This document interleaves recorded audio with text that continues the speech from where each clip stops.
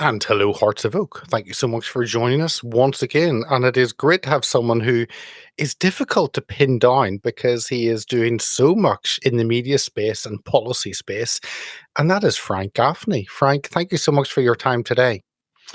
Well, I always look forward to our visits, so I appreciate you bearing with me. And I get a little caught up in other things, but this is a wonderful platform, Peter, and I enjoy being on your program almost as much as I enjoy having you on ours, Securing America, I more or love less being each on. week. I It's know. a I great love being great on. privilege.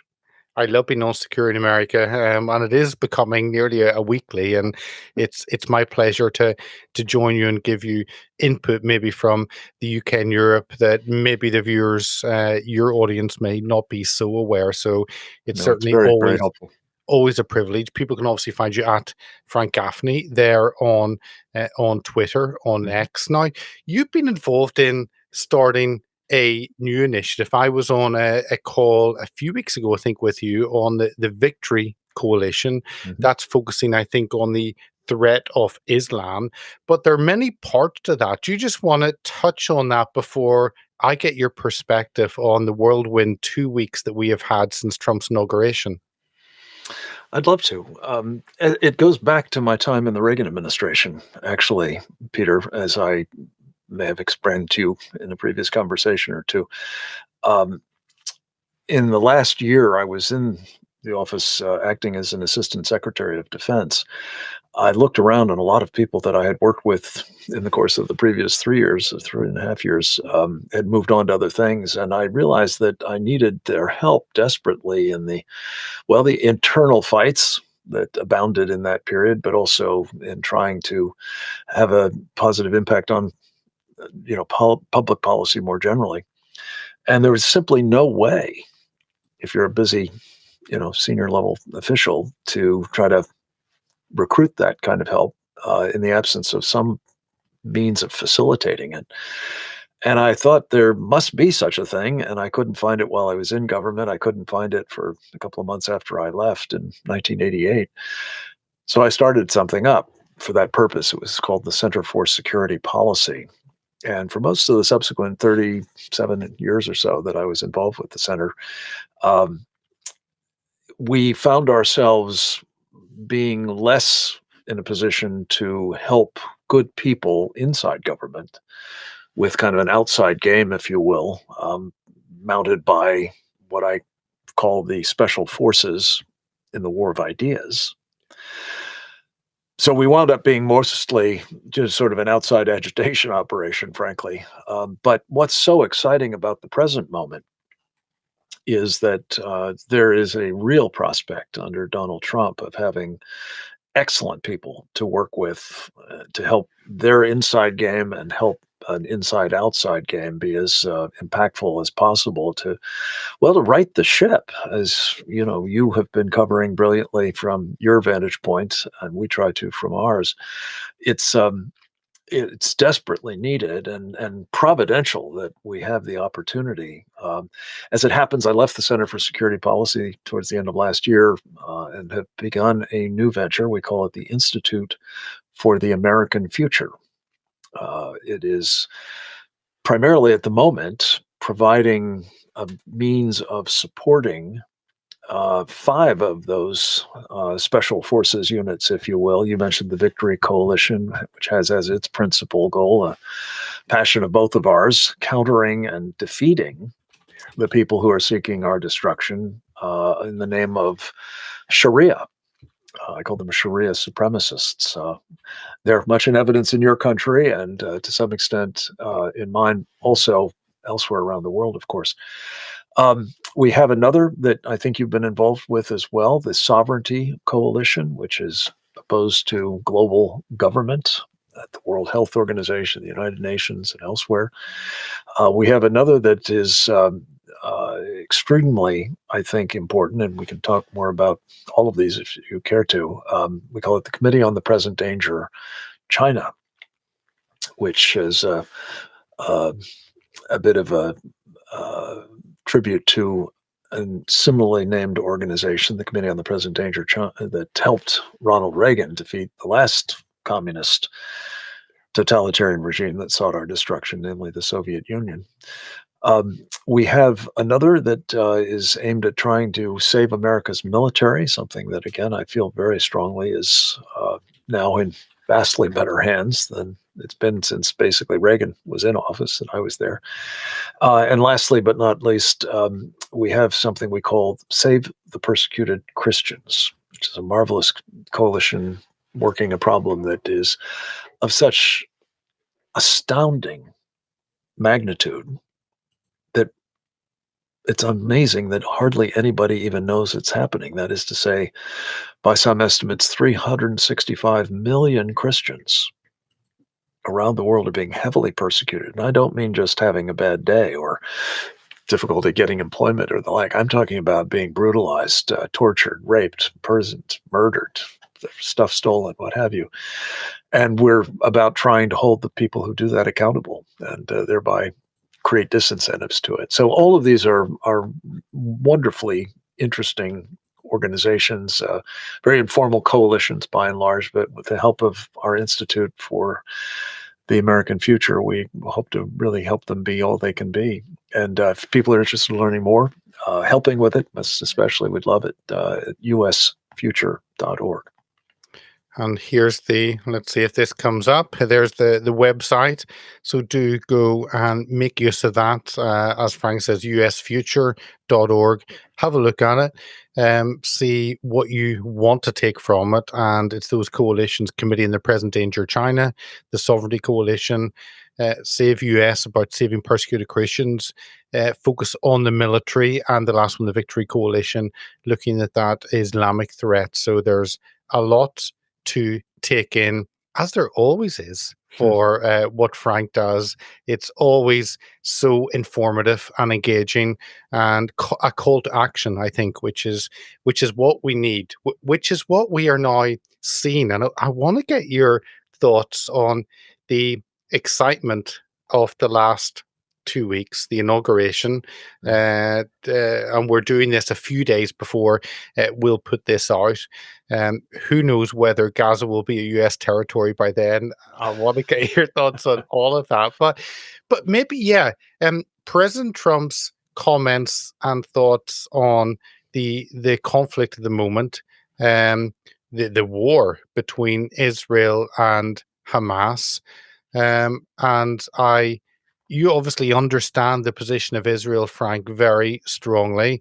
I would call myself a Christian Zionist, so I understand the importance of Israel and the land they now occupy. And that land, the promised land, goes back many thousands of years, back when King David took Jerusalem as the capital of Israel 3,000 years ago. So there is history to this, much longer than a Palestinian nation, which is much shorter history in terms of a few decades. But what are your thoughts on President Trump going into this? Because in one way, he can actually negotiate a peace deal, and he seemingly has been involved in that. But he's gone much further in only a way that Trump could do. So how have you witnessed his statements on not only the peace there, but also Gaza, which seems fairly sensible?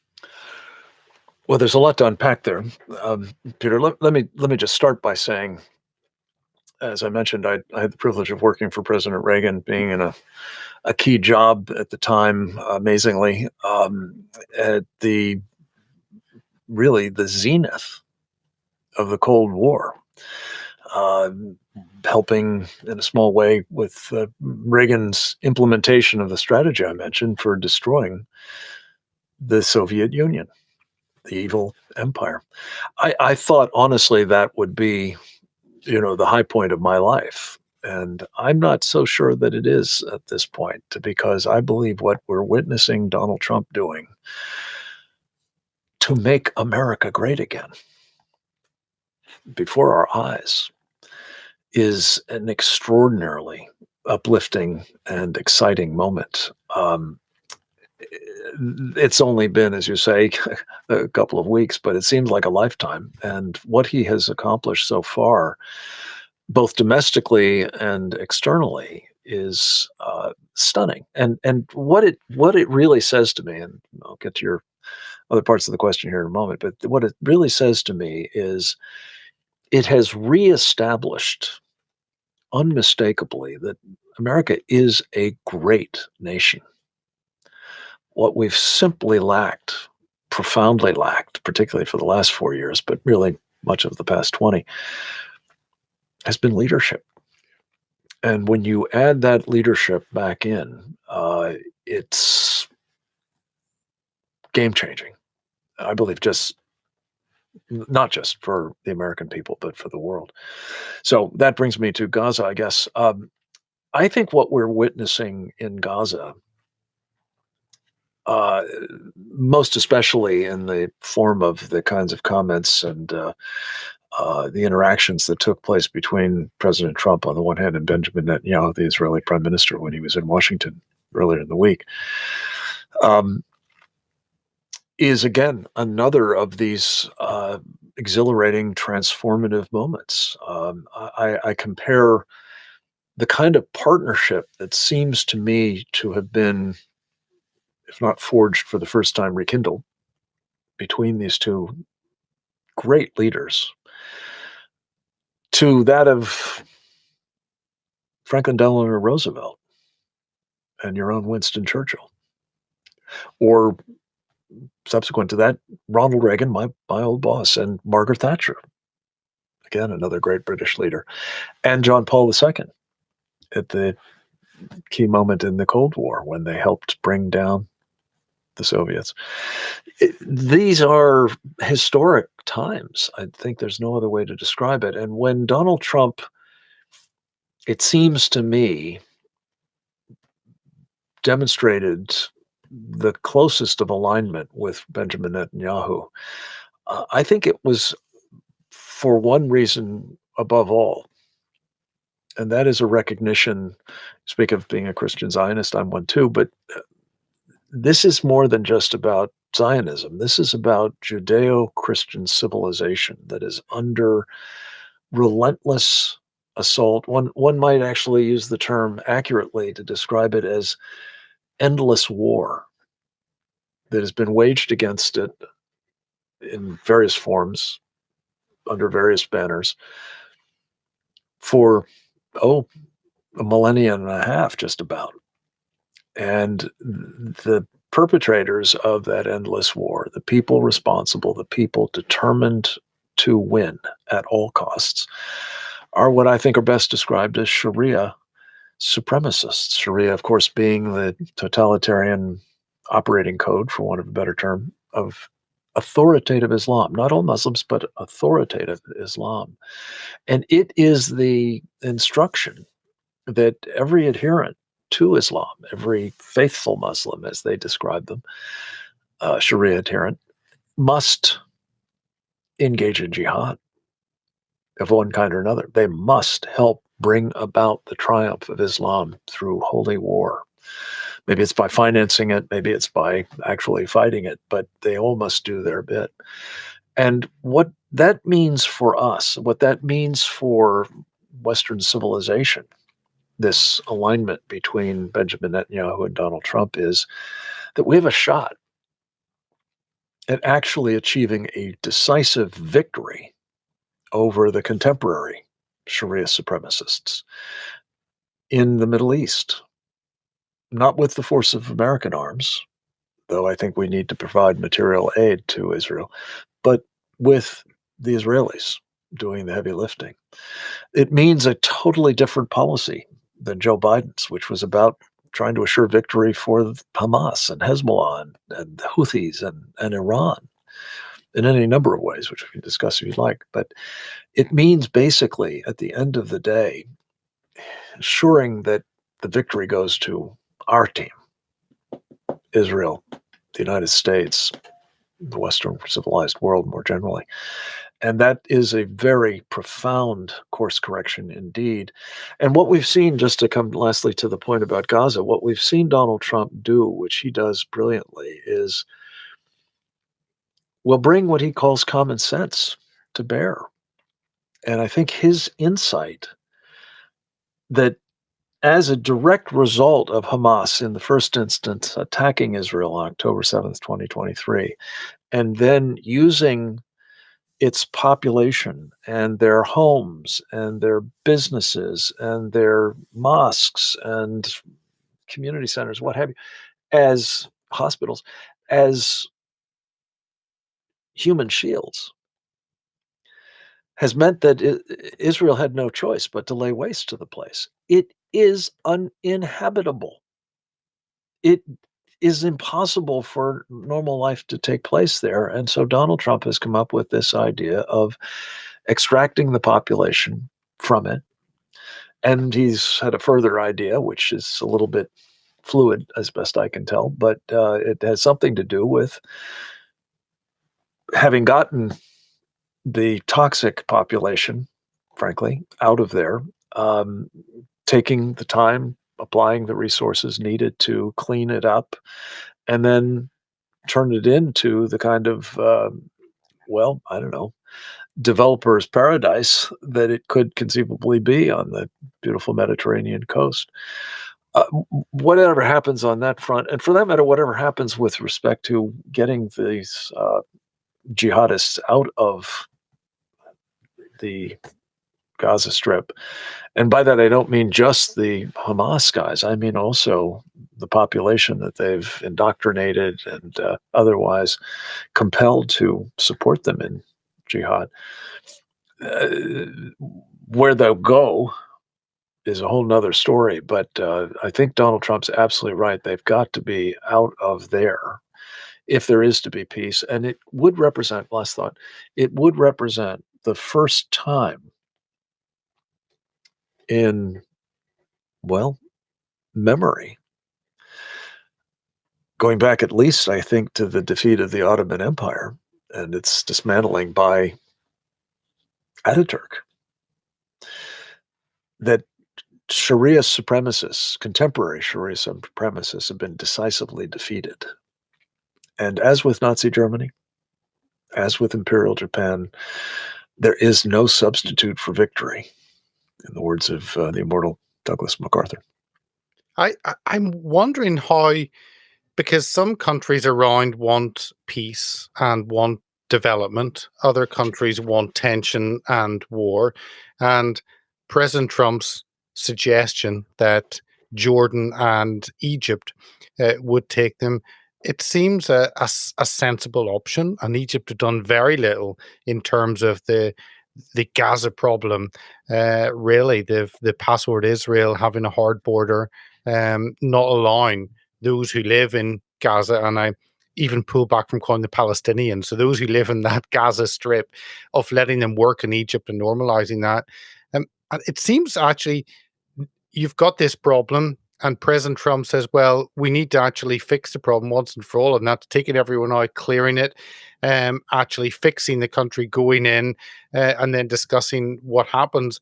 I mean, it seems fairly common sense, and I loved his attitude, his comment that, I think that the 2 million need to go to Jordan and Egypt. They don't want to, but they will. And that's kind of, we saw that with Colombia, and I'm sure we'll see the same. President Trump putting forward an idea, and this is actually moving towards some kind of peaceful coexistence that I don't see any other way. So I don't know what your thoughts are on Jordan, Egypt, how they'll respond to this, because they're really they're the countries that want to move towards having good relations and economic benefits. Egypt may be torn, but it benefits them and all the Gulf states, surely. Look, it's a very thorny problem. Um, Egypt, as we speak, Peter, has moved armored units into the Sinai in proximity to Israel's border, and I'm told has put them on alert. That's a very fraught thing. They've released large numbers of Muslim brothers from their prisons. They are under pressure from internal sources as well as external ones, notably Turkey, to um, get with the program of jihad. They have suffered incalculable harm to their economy as a result of the Houthis essentially shutting down the Suez Canal, which is a principal source of revenue for the Egyptian government. The idea of plopping sizable numbers of Sharia supremacists into that country is one I have trepidation about, I have to confess. Having said that, I take the point of our friend and colleague Rabbi Pesach Walicki, who had a very powerful piece in the Jerusalem Post earlier in the week, talking about how Egypt and Jordan, for that matter, have moral culpability for what's happened in Gaza, the state of things. Not least what the Egyptians had been doing in those tunnels under Rafah to to arm the Palestinian jihadis in Gaza to the teeth and make possible really the attack that they mounted on October 7th, 2023. Jordan is similarly on the knife's edge. The Turks have just completed a mutual defense agreement with Jelani, the jihadist that they put in charge of Syria, uh, as part of their ambition, the Turks, to restore that Ottoman Empire that, as I mentioned, was taken down shortly after World War One. The Turks apparently have been cleared to build a number of air bases throughout Syria, which would be obviously a very serious danger to Israel and to Jordan. Jelani and his tribe apparently hail from parts of Jordan. So they're already in the mix there. You mostly have Palestinians in Jordan. The Hashemites are a relatively small minority. And most of them don't have much use for the king and his tribe. So you put a million or some sizable number, at least, of Palestinian jihadists into Jordan. That's fraught too, to be sure. So, are there other places? The president says there are that have come forward and said they would, like to take these people. Could they transit through Jordan and Egypt to go to someplace else? Quite possibly. A lot of this has to be worked through very carefully, but I think the principal problem is that nobody in their right mind really wants Palestinians in their country.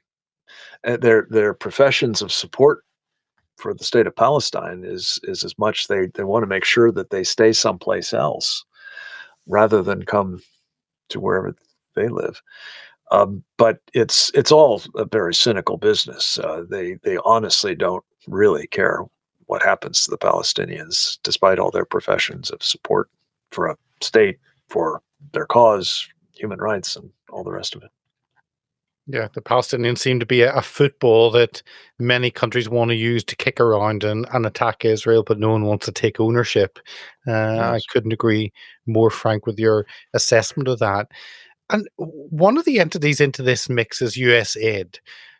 We've seen a lot on that, and obviously the Hamas problem is a problem that's been created by the world in putting in finance in supporting that, despite having no democracy, not having elections for a long time, and the West have put in money and supported that regime.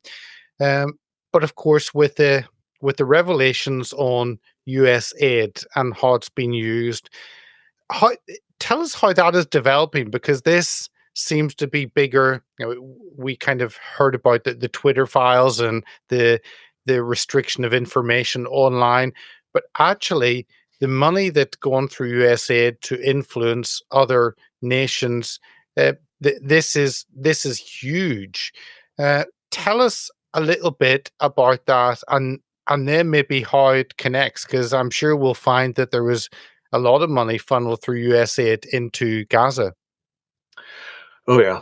Um, the last number that I've seen, and I think it's right, but it may be dated, was the total amount of foreign assistance, the bulk of it, I believe, managed by USAID, the Agency for International Development, um, was $29 billion. Now, that's a relatively small amount of money in the great scheme of the American, budget, but it's a lot of money.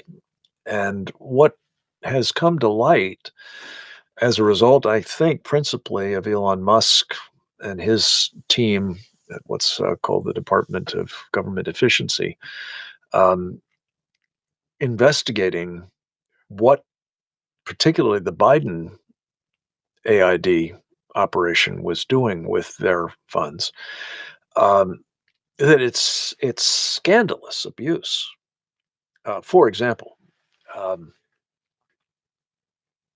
a domestic leftist propaganda outlet called Politico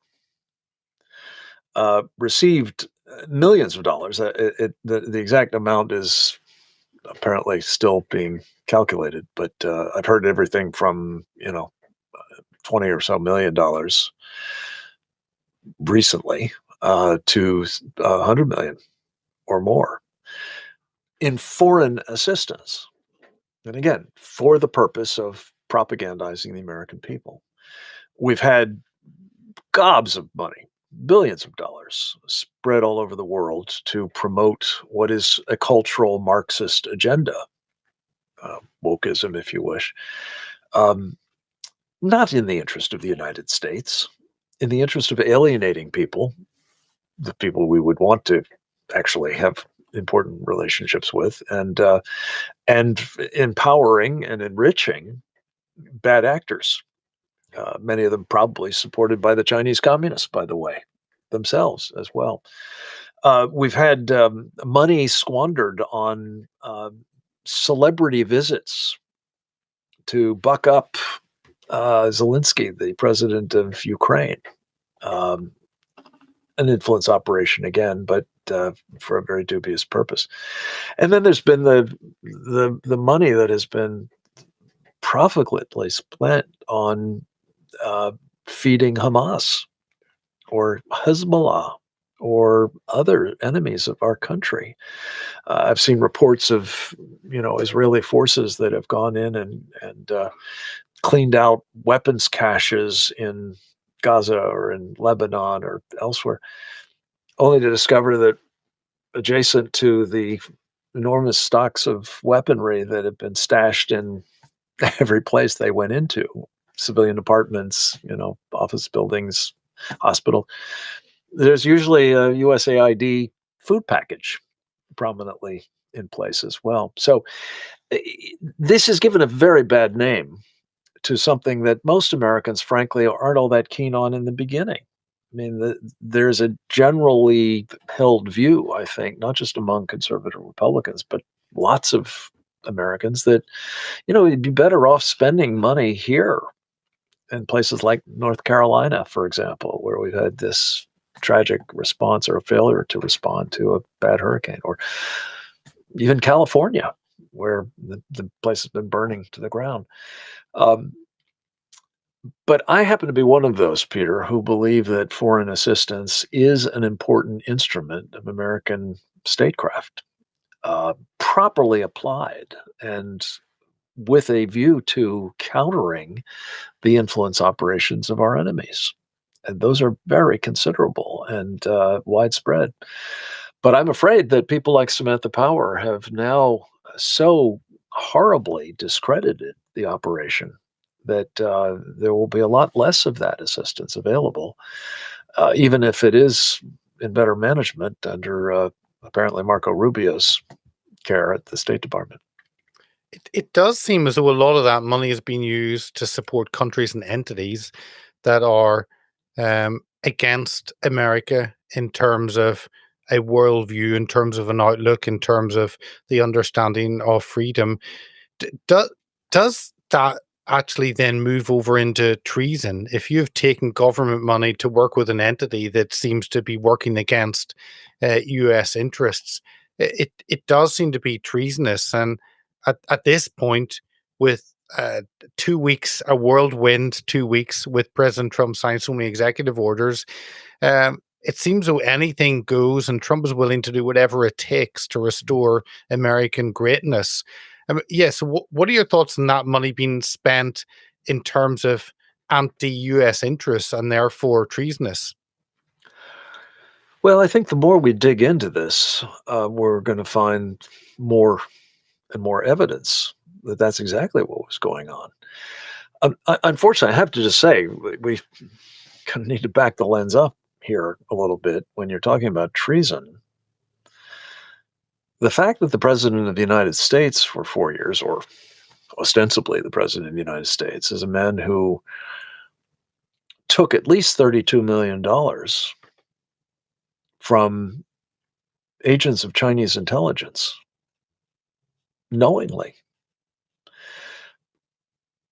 I think that's where the buck ultimately does stop, is that's treason, no doubt about it. And I think what flowed from uh, his policies, or those of the people who actually made those policies, it certainly wasn't Joe Biden, was predictably treasonous as well in a great many respects. I would characterize really what that administration represented as nothing short of a wrecking operation against our country. And this is why, as I said earlier, Peter, it's so exhilarating to see Donald Trump trying to right the ship, but it's so desperately in need of righting after 4 years, arguably the 8 years that preceded the first Trump administration as well, Barack Obama's. I really call this most recent administration the Obama Biden 3.0 administration. But however you count it, rack it and stack it, more or less, both of them were intent on, both of those presidents were intent on diminishing the United States, hollowing out its power, undermining its institutions, emboldening its enemies, and otherwise creating conditions that put us pretty much where we are today, which is in what I call not World War III, but World War Xi, No, brought to you by Xi Jinping. and I want to ask you about that, because how do you see that relationship between President Trump and Xi Jinping? That relationship between the US and China. Obviously, President Trump has talked about having some trade tariffs. Of course, tariffs 100 years ago. That's how money was raised by countries. So it goes back to tried and tested before it was the citizens who were the money was siphoned off from individual citizens. How do you see this developing? Because there is a massive trade imbalance with the US and China. And of course, we have huge intelligence concerns. And we've seen the infiltration of Chinese spies in many sectors of US society and even in the UK. So, how do you see that relationship developing? Because Trump is a pragmatist, he's a businessman, and he wants to do what's best for the nation. Do you think that's a case of them sitting down and coming up with something, or do China want more? Will they not settle for a cordial relationship? It's a really important question. In fact, we're going to explore it at some length in our Committee on the Present Danger China webinar this week. Peter, you've contributed to them on previous occasions. Um, Basically, what is the Trump policy towards the Chinese Communist Party? Not just Xi, but he personifies that party, of course, and therefore the leadership of China. There's no doubt that any president feels the seductive temptation to regard a foreign counterpart, especially a major bad acting foreign counterpart, as an individual with whom a personal relationship can ameliorate possible problems. I generally think those ideas are overrated and that it generally doesn't work out. It's generally actually skillfully exploited by bad guys. That said, one of the things I take great comfort in is I think Donald Trump has had a clear assessment of China more than possibly any other, certainly top political figure in the United States. Um, and as a result, I think he's under no illusion as to what we're dealing with here. Now, whether that translates into a transactional relationship because of the first consideration or not, I don't know. But I do think that it's vital that Donald Trump has around him um, people who are similarly clear eyed about the threat that we face from the Chinese Communist Party, that it is set on our destruction, and that it has, over the past few decades, with our help in so many respects, our financing. There's, by the way, a terrific new 3 segment program that a friend of ours, Maria Bartiromo, has just put out on Fox Nation, which is a subscription platform. But apparently there will be an airing of it for free on Fox Business, I think, this weekend, if I'm not mistaken. It's called Underwriting the Enemy. And it's mind-boggling, Peter, what we have done to enable this threat to metastasize with funding from, I don't know, pick a number, 75, maybe 100 million Americans who have given their money to Wall Street, and Wall Street has given it in turn to the Chinese Communist Party. It's unbelievable. And when you look at most of the threat, the buildup of their military forces, the takeover of the South China Sea, the Belt and Road Initiative all over the world, their unrestricted warfare against us, we've been making it possible. And then there's all those other elements that are, of course, very, very troubling as well. Those have to be addressed. And I think the kind of clarity we talked about earlier that Donald Trump has brought to the relationship with Benjamin Netanyahu about the overarching character of the problem we're facing from this totalitarian group I call Sharia supremacists. Um, I think there's another totalitarian group, by the way, that we've talked about over the years, the globalists. I mentioned our sovereignty coalition and struggling against world government.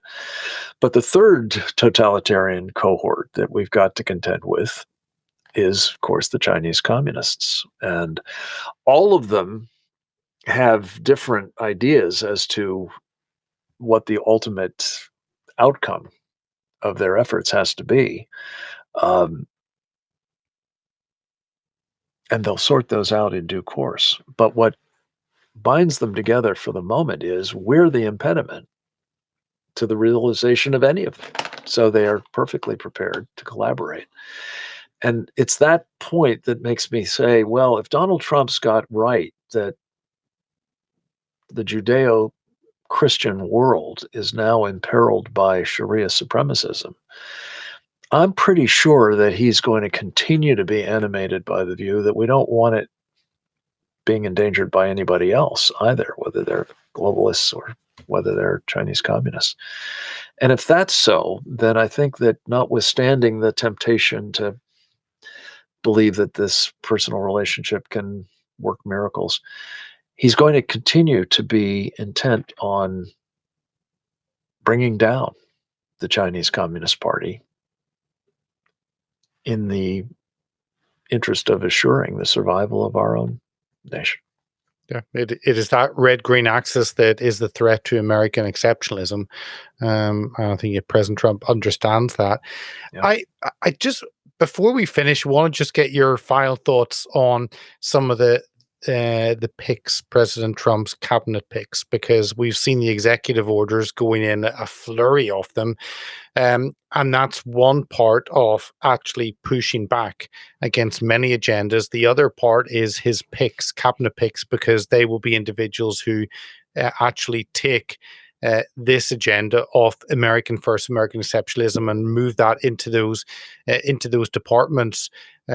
I'm intrigued as a Brit watching the theatre. I think of the cross examination, and the president has to actually wait for the Senate to say yay or nay to these picks. But there have been some exciting ones that have gone through quickly. Others actually have been pushing through the long grass. What are your thoughts as you've watched this happen? Is it normally a formality for these picks, or is it always a battle to actually get them through? Well, it kind of depends. If you're a Democratic president, it's a cakewalk because not only will all the Democrats vote for your picks, but most of the Republicans, if not all of them, will as well. I mean, just axiomatically, partly because they say to themselves, well, the president is entitled to his or her choice. Not so much when it's a Republican, unless it's a go along, get along kind of Republican who picks people for the purposes of assuring that they won't rock any boats and therefore are um, susceptible to getting at least all the Republican support, if not some Democrats as well. I guess I would say this, Peter. I've been at this for a while, um, going back really to, I guess, the Carter era. Um, I have never seen person for person as formidable a group of cabinet officers as this selected cluster by Donald Trump. Um,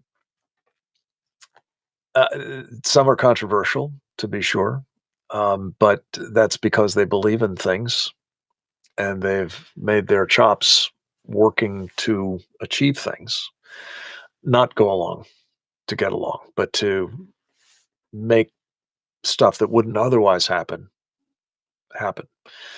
And Donald Trump has tapped them for that reason. And I think overall, it's an extraordinary testament to his leadership that they're getting through. Probably every single one of them, with the exception of Matt Gaetz, of course, who withdrew at the beginning. Um, I think by and large, we're going to be very well served by this group. I think they will be agents of change, the kind that he promised the American people to make. Their judgment on most things, if not everything, I have found to be very impressive. And even the controversial ones, Bobby Kennedy, for example, I think is bringing to the job, in his case, of Health and Human Services Secretary, a uh, a clarity about the challenges facing our country and a willingness to do extraordinary things to try to address them properly, as opposed to pretend that they don't exist or, worse yet, exacerbate them, which is what the alternatives have all too often done. So I'm reasonably uh, persuaded that